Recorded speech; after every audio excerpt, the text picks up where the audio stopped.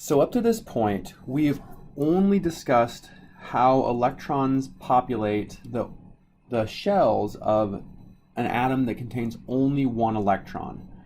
In this video, we're going to start exploring the ideas of multiple electron atoms, right? And this is really just any atom that has more than one electron. And the reason things get complicated in atoms that contain more than one electron is because of a number of reasons. And let's just really start pretty simple, okay? So let's think about the capacity of shells. Okay, so we have the capacity here, and we have the shell number here. And I'm just going to go ahead and put my shell number as n, because you remember that n is a shell number. Okay, the first shell has a capacity of 2. The second shell has a capacity of 8. The third shell has a capacity of 18. And the fourth shell has a capacity of 32. Okay, so if these are numbers that you're going to have a hard time remembering, then there is an equation that you can use to remember the capacity of these shells. So the equation is 2n squared. So, for example, if n equals 1, then we have 1 squared times 2, giving us a capacity of 2. If n is 2, then we have n squared, which is 4, times 2, giving us a capacity of 8. If n is 3, we have n squared, so 9, times 2, giving us 18. And if n is 4, we have n squared, which is 16, times 2, giving us 32. So this is also a way that you can that can help you remember the capacity of these shells. Okay, but as it turns out, electrons are not just categorized or grouped by the shell that they're in.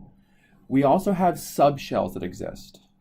Okay, and the number of subshells per shell differs.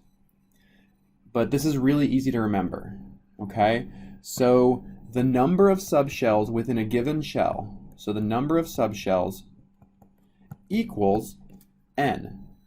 So the first shell, if n equals 1, then we only have one subshell.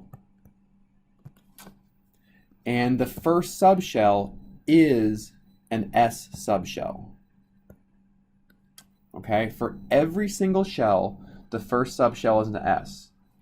And if we look up here, right, the first shell has a capacity of 2 electrons, meaning the S subshell must also have a capacity of 2 electrons. Okay, so every single electron in the first shell is in the S subshell. Let's move on to n equals 2. So for n equals 2, we have 2 subshells. We know for sure that one of these is the S, and the S has a capacity of 2 electrons. But since the second shell has a capacity of 8 electrons, we need another place to put the other 6 electrons. Okay, and these go into a P subshell. So the P subshell must have a capacity of 6 electrons. All right, so the first shell has an S, the second shell has an S, but it also has a P subshell. All right, let's think about the third subshell. Okay, so if n equals 3, we now have 3 subshells. We know for sure that we have an S, which has a capacity of 2. We have a P subshell with a capacity of 6.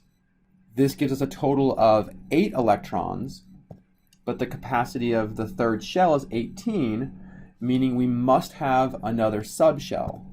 And that subshell is called the D subshell, and it has a capacity of 10. So this gives us a total of 18 electrons. So in the third shell, we have an S subshell, we have a P subshell, and we have a D subshell.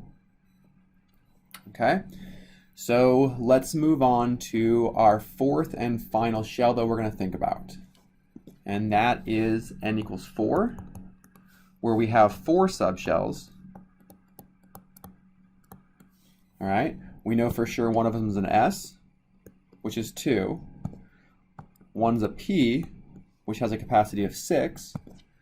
One is a D, which has a capacity of 10. So this gives us a total of 18 electrons. So the extra 14 electrons to take care of our capacity go into F subshell. This is a capacity of 14.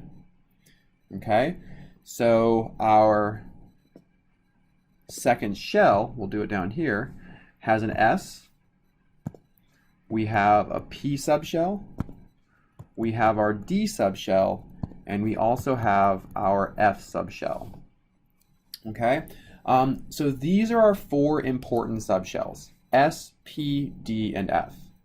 And as you work through the next video, we're going to start looking at how these subshells are different and why it's important to note that electrons exist in one of these subshells and how that changes the properties of those electrons as they're interacting with the nucleus.